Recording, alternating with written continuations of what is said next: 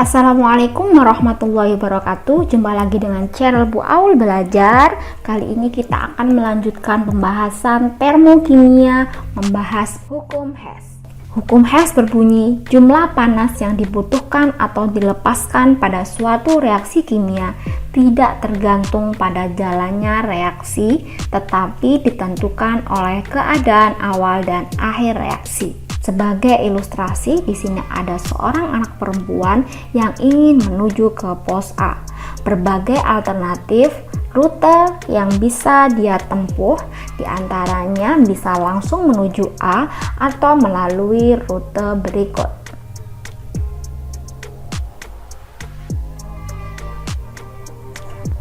Dari semua rute alternatif menuju ke pos A memiliki persamaan, yaitu titik awal dan titik akhir.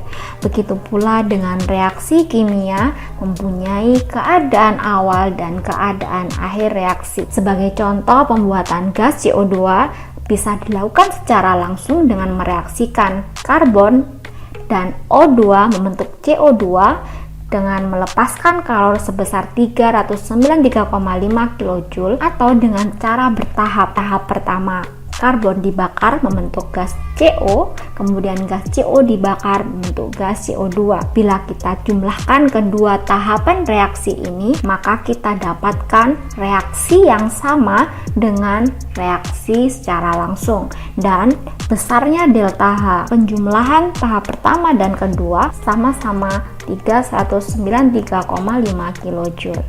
Hukum Hess dapat dituliskan menggunakan persamaan reaksi termokimia dalam tahapan reaksi atau menggambarkan diagram tingkat energinya dan dengan menggambarkan siklus energi. Sebagai contoh, reaksi pembentukan CO2 bisa kita tuliskan siklus energinya CO2 membentuk CO, CO bereaksi dengan O2 membentuk CO2, atau dengan cara langsung C plus O2 menjadi CO2. C plus O2 adalah sebagai keadaan awal, CO2 adalah keadaan akhir. Kalau kita perhatikan, awal akhir akan sama jumlahnya, sehingga delta H3 itu sama dengan delta H1 ditambah delta H2. Begitu pula dengan diagram tingkat energinya, cara menggambarkannya kita tulis dulu keadaan awalnya, kemudian keadaan akhirnya, lalu kita tarik sebuah garis tingkat energi, kita tuliskan intermediate-nya, kita urutan nilai delta H-nya. Karena delta H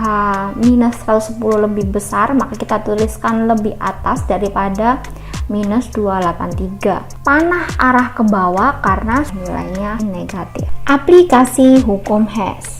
Diketahui delta H pembentukan air adalah min 286 kJ per mol, sedangkan delta H pembentukan uap air adalah min 242 kJ per mol. Tentukan perubahan entalpi yang terlibat dalam penguapan 5,4 gram air dari tubuh kita. Yang pertama, kita tuliskan persamaan reaksi termokimia dari reaksi yang ditanyakan. Karena yang ditanyakan adalah penguapan air dalam tubuh, kita tahu menguap adalah perubahan dari cair ke gas, maka persamaan reaksinya menjadi H2O liquid menjadi H2O gas. Yang kedua, kita samakan persamaan termokimia yang sudah diketahui dengan persamaan termokimia yang ditanyakan dalam segi jumlah atau koefisiennya dan letak molekulnya.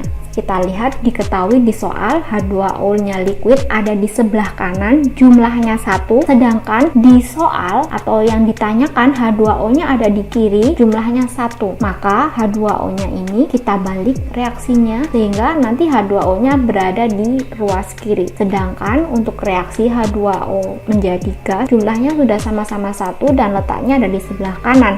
Maka ini akan dibuat tetap. Kita balik, H2O-nya ada di kiri, H2O-nya ada di kanan.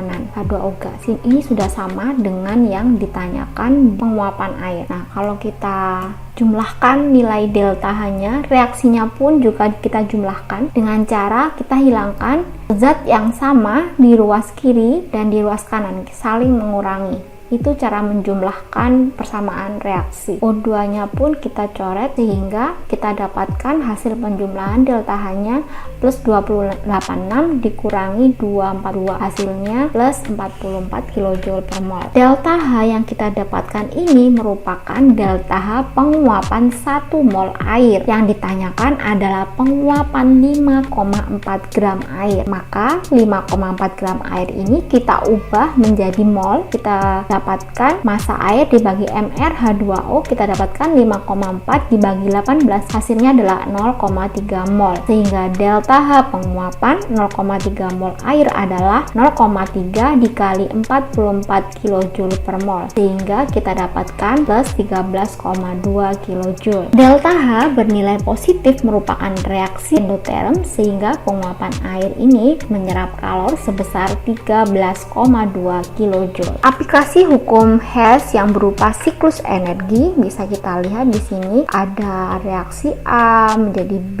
kemudian D menjadi A dan C menjadi B berbentuk sebuah siklus energi. Kita diminta untuk menentukan nilai X. Caranya adalah kita tambahkan loop, panah loop di tengah siklus. Kemudian trik penyelesaiannya adalah kita jumlahkan delta H yang searah anak panah. Yang searah dengan anak panah yaitu delta H2 dan delta H1. Sedangkan yang berlawanan dengan anak panah yaitu delta H3 dan delta H4. Kita jumlahkan yang searah. Delta H1 ditambah delta H2 sama dengan delta H3 ditambah delta H4. Kita masukkan angkanya, X ditambah 488 kJ per mol sama dengan 1436 ditambah min 610 Joule per mol, sehingga didapatkan harga X sama dengan plus 338 kJ per mol. Perhatikan kalau reaksi pembentukan air berikut. Berapa energi yang diperlukan pada penguapan 2 mol air dari tubuh? Ini merupakan aplikasi hukum Hess yang berupa diagram tingkat energi. Kita tuliskan reaksi yang ditanyakan yaitu penguapan dari liquid ke gas. Kita dapatkan delta H-nya adalah delta Hc dikurangi delta H per reaksi. Bisa dilihat di sini bahwa H2OL berubah menjadi H2O gas. Terjadi perubahan anak panah dari liquid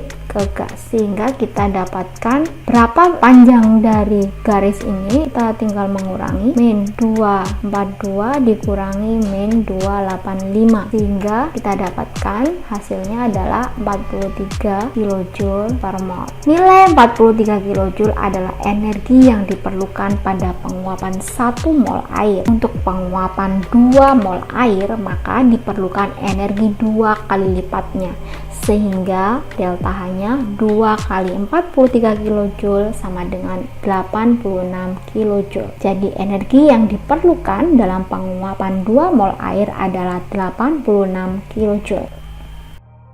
Terima kasih, semoga berkah. Wassalamualaikum warahmatullahi wabarakatuh.